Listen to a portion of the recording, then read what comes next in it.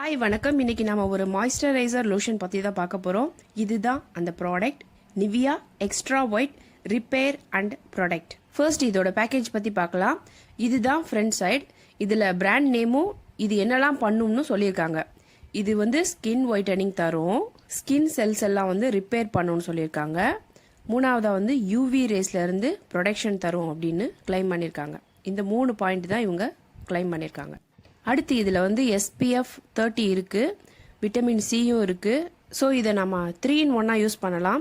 மாய்ஸ்சரைசராகவும் use பண்ணிக்கலாம், sunscreen லோஷனாகவும் use பண்ணிக்கலாம்.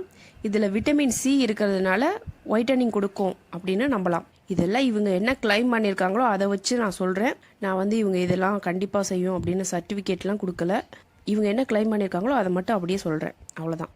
Aroma magic sunscreen lotion வீடியோவில் நம்ம ஒரு சன்ஸ்க்ரீன் வாங்கும்போது ஒரு 3 விஷயத்தை கவனிக்கணும்னு சொல்லியிருந்தேன். அந்த வீடியோ பார்க்கலன்னா போய் பாருங்கள். அதில் சொல்லியிருக்கிறபடி இதில் வந்து 2 விஷயம் இருக்குது. அது என்னன்னு பார்க்கலாம்.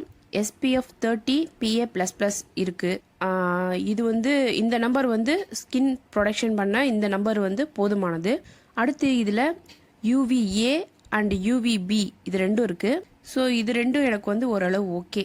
ஆனால் இதில் ஜிங்க் ஆக்சைடு இருக்கிறதா இவங்க எங்கேயும் சொல்லலை. இன்க்ரீடியன்ஸில் நான் தேடி பார்த்தேன், இல்லை. அது எனக்கு கொஞ்சம் மனக்குறைவு தான். ஆனால் இது நான் சன்ஸ்க்ரீன் லோஷனாக வாங்கலை, இதை வந்து மாய்ஸ்சரைசர் பண்ணுறதுக்காக தான் வாங்கியிருக்கேன். அதனால எனக்கு அதை பற்றி கவலையும் இல்லை. நெக்ஸ்ட் இதோட பேக் சைடு எப்படி இருக்குன்னு பார்க்கலாம். ஐயையோ, இதில் என்ன சொல்லியிருக்காங்கன்னு எனக்கு புரியலை. ஃப்ரெண்ட்ஸ், ஃபர்ஸ்ட் இவங்க சொல்லியிருக்கிறது ஏதோ ஒரு மொழியில் இருக்குது, செகண்டும் ஏதோ ஒரு மொழியில் இருக்குது. அது என்ன மொழின்னு எனக்கு தெரியல. அடுத்து நல்ல வேளை 3ஆவதை வந்து இங்கிலீஷில் கொடுத்துருக்காங்க. அவங்க என்ன கிளைம் பண்ணியிருக்காங்கன்னு நான் ஜூம் பண்ணி காட்டுறேன், பாருங்கள். நான் அதை வாசித்து பார்த்துட்டேன். நம்ம முன்பக்கத்தில் பார்த்தது தான் இதுலேயும் சொல்லியிருக்காங்க. பெருசாக வித்தியாசமாக எதுவும் இல்லை. அடுத்து அதுக்கு கீழே வந்து ஒரு 31 இன்க்ரீடியன்ஸ் வந்து இதில் சேர்த்துருக்காங்க. இது எல்லாம் உங்கள் ஸ்கின்னுக்கு செட் ஆகுமான்னு பார்த்துக்கோங்க. அடுத்து இதோட நெட் வெயிட் வந்து 350 ml. இது ஒரு ஜெர்மனி ப்ராடக்ட். அடுத்து இவங்களோட கஸ்டமர் கேர் நம்பர் எல்லாம் இதில் கொடுத்துருக்காங்க. தாய்லாந்து, வியட்நாம், மலேசியா, சிங்கப்பூர் இந்த 4 கண்ட்ரியோட கஸ்டமர் நம்பரும் இதில் இருக்குது.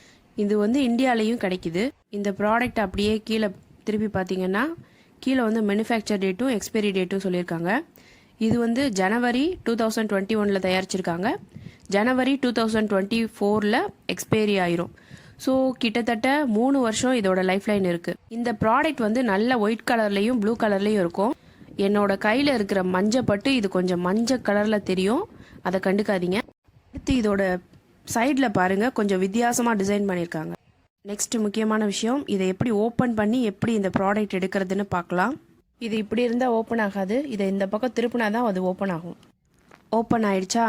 இப்போ இதை ப்ரெஸ் பண்ணால் ப்ராடக்ட் வரும். லோஷன் நல்ல லிக்யூட் ஃபார்மில் இருக்குது.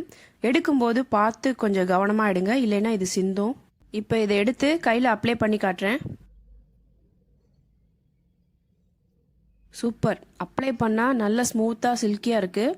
கூலிங் எஃபெக்ட்டும் தருது. நல்லா ஜில்லுன்னு இருக்குது. ஸ்மெல்லும் ஓரளவு நல்லா குட்டாக தான் இருக்குது. ட்ரை ஸ்கின் இருக்கவங்களுக்கு இது ரொம்ப சூப்பராக இருக்கும். டெய்லி நம்ம வீட்டிலேயே யூஸ் பண்ணுறதுக்கு இதை இப்படியே விட்டுறலாம். ஆனால் வந்து நீங்கள் எங்கேயாவது வெளியில் ட்ராவல் பண்ணி போகும்போது இதை எடுத்துகிட்டு போனீங்கன்னா இதை கரெக்டாக ப்ராப்பராக நீங்கள் க்ளோஸ் பண்ணாதான் அது சிந்தாமல் இருக்கும். இல்லைன்னா அது வந்து சிந்தி உங்களோட பேக்கெல்லாம் நாசம் பண்ணிடும். இப்படி ப்ராப்பராக க்ளோஸ் பண்ணுறதுன்னு நான் செஞ்சு காமிக்கிறேன், பாருங்கள். இதை கரெக்டாக க்ளோஸ் பண்ணும்போது கொஞ்சம் ப்ராடக்ட் வந்து வெளியேறும். அதனால் இதை ட்ராவல் பேக்கில் எடுத்து போடுற ஐடியாவில் இருந்தீங்கன்னா இதை க்ளோஸ் பண்ணும்போது ப்ராடக்ட் எடுத்துக்கோங்க. அவ்வளோதான் நண்பர்களே இந்த வீடியோ. இந்த வீடியோ உங்களுக்கு பயனுள்ளதாக இருக்கும்னு நம்புகிறேன். மீண்டும் வேறு ஒரு வீடியோவில் உங்களை சந்திக்கிறேன். நன்றி, வணக்கம்.